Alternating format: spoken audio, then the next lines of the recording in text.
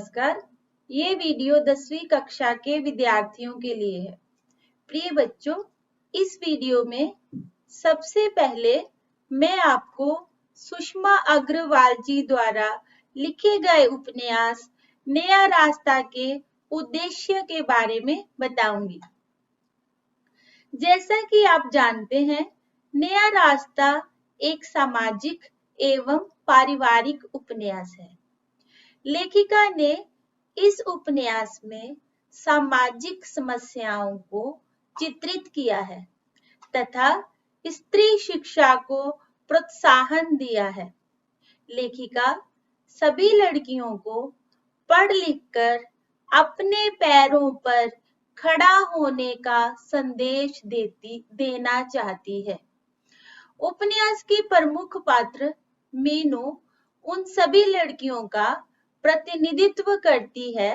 प्रतिनिधित्व करती है का अर्थ है प्रतिनिधि स्वरूप है, जो कि पढ़ाई लिखाई के साथ साथ गृह कार्यों में भी निपुण है, लेकिन रूप रंग में बहुत सुंदर न होने के कारण लड़के वालों द्वारा नापसंद कर दी जाती हैं, या फिर दहेज की मांग पूरी न कर पाने की वजह से जिनकी शादी टूट जाती है।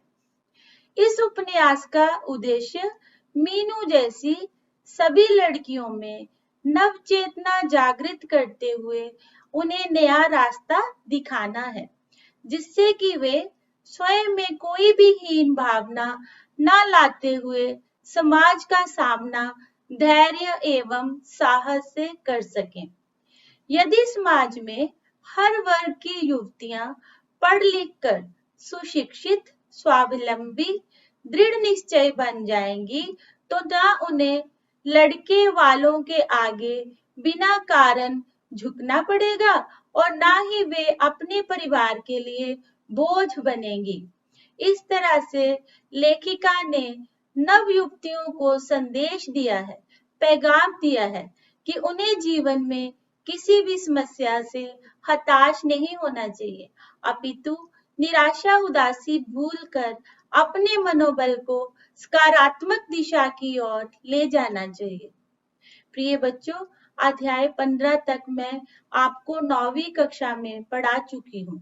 अध्याय 16 करवाने से पहले मैं आपको अध्याय 15 तक के कथानक की कुछ खास बातों तथा कुछ घटनाओं का उल्लेख करूंगी, ताकि अध्याय 16 समझना आपके लिए आसान हो जाए। मीरापुर नामक एक कस्बे में दयाराम जी का परिवार रहता है। उनके परिवार के अन्य सदस्य उनकी पत्नी, बड़ी पुत्री मीनू, छोटी पुत्री आशा तथा उनका पुत्र रोहित हैं। मीनू इस उपन्यास की प्रमुख पात्र अथवा नायिका है। बचपन से ही पढ़ने में तेज मीनू सदैव कक्षा में प्रथम आती रही है। एमए की परीक्षा भी उसने प्रथम श्रेणी में उत्तीर्ण की है। पढ़ाई के अलावा वह सिलाई, बुनाई, कढ़ाई, पेंटिंग तथा खाना बनाना जैसे सभी कार्यों में दक्ष है। देखने में मीनू दुबली पतली है और उसका रंग भी सांवला है। इसी वजह से उसकी शादी नहीं हो पा रही है। लड़के वाले उसे सांवली या कद की छोटी कहकर नापसंद कर देते हैं। मीनू की छोटी बहन आशा रंग रूप में उससे अधिक सुंदर है।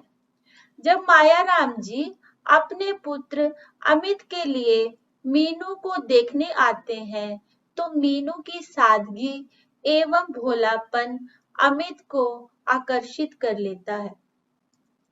मायाराम जी इस रिश्ते पर विचार करके कुछ दिनों बाद अपना जवाब पत्र द्वारा भिजवाने के लिए कहते हैं।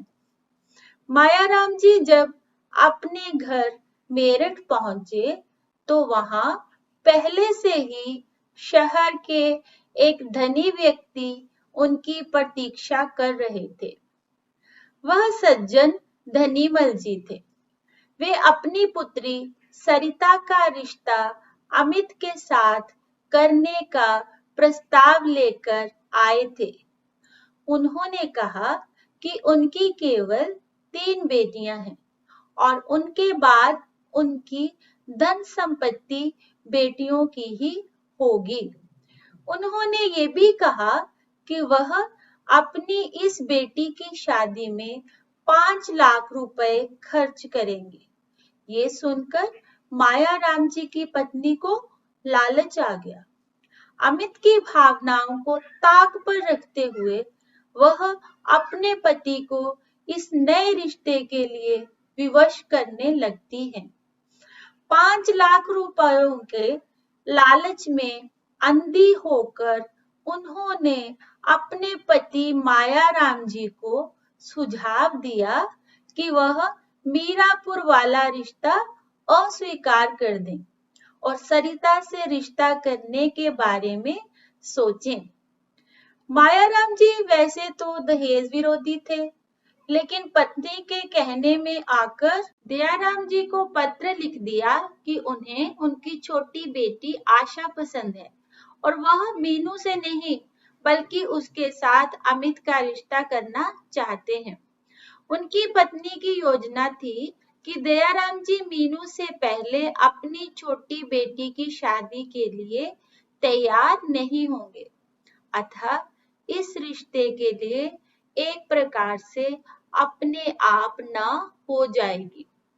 जब इस प्रस्ताव को पक्का करने के लिए दयाराम जी मेरठ गए तो उन्हें पता चला कि मायाराम जी ने अमित का रिश्ता धनीमल जी की बेटी सरिता से पक्का कर दिया है और लड़की वाले शादी में 5 लाख रुपए खर्च करने को तैयार हैं। यह सब जानकर दयाराम जी बहुत ही दुखी एवं निराश हुए और वास्तविकता जानने पर उनके परिवार के सभी सदस्यों का मन मायाराम जी के प्रति नफरत से भर गया। निराश और हताश मीनू के मन में हीन भावना घर कर लेती है कि शायद वह विवाह योग्य है ही नहीं। उसने निश्चय किया कि वह शादी ही नहीं करेगी, कुछ बनकर दिखाएगी। साहस बटोरकर एक नए इरादे के साथ अपने माता-पिता को उसने यह फैसला सुना दिया। बचपन से ही मीनू की इच्छा एक नामी वकील बनने की थी। अपने पैरों पर खड़ी होकर नाम और पैसा कमाने की थी। उसके माता-पिता ने उसके इस फैसले में उसका साथ दिया और उसने मेरठ में एक कॉलेज में वकालत पढ़ने के लिए प्रवेश ले लिया। हॉस्टल में रहते हुए उसने वकालत की प्रथम वर्ष की परीक्षा दी। इसी दौरान उसकी छोटी बहन आशा का रिश्ता बुआ जी द्वारा सुझाए गए लड़के के साथ हो जाता है। जब मीनू परीक्षा देकर घर आती है तो आशा की शादी की तैयारियों में व्यस्त रहती है।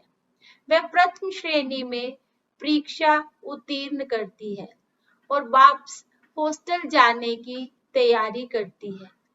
माँ ने चलते समय आशा के लिए चप्पल और साड़ियां खरीदने के लिए रुपए दिए थे। हॉस्टल पहुंचकर मीनू अपनी सहेली माया को लेकर अपनी छोटी बहन आशा की शादी के लिए साड़ियां व चप्पलें खरीदने बाजार गई थी। मीनू ने आशा के लिए 4 साड़ियां खरीदी और उसके बाद वे चप्पलों की दुकान पर पहुंची। अभी चप्पल पसंद कर ही रही थी कि मीनू को सामने अमित दिखाई दे गया, जो अपनी बहन के साथ चप्पल खरीदने आया था। मीनू को सामने देखकर अमित का दिल कुछ कहने के लिए बेचैन हो उठा था, लेकिन अमित को देखते ही मीनू का हृदय घृणा से भर गया था। उसकी अतीत की स्मृतियां ताजा हो गई थी कि कैसे अमित के घर वालों ने उनके परिवार से, मीनू के परिवार से झूठ बोला था और उन्हें धोखा दिया था। मीनू ने माया से कहा था कि यहाँ चप्पलें कुछ पसंद नहीं आ रही हैं, इसलिए यहाँ से चले जाना ही ठीक रहेगा।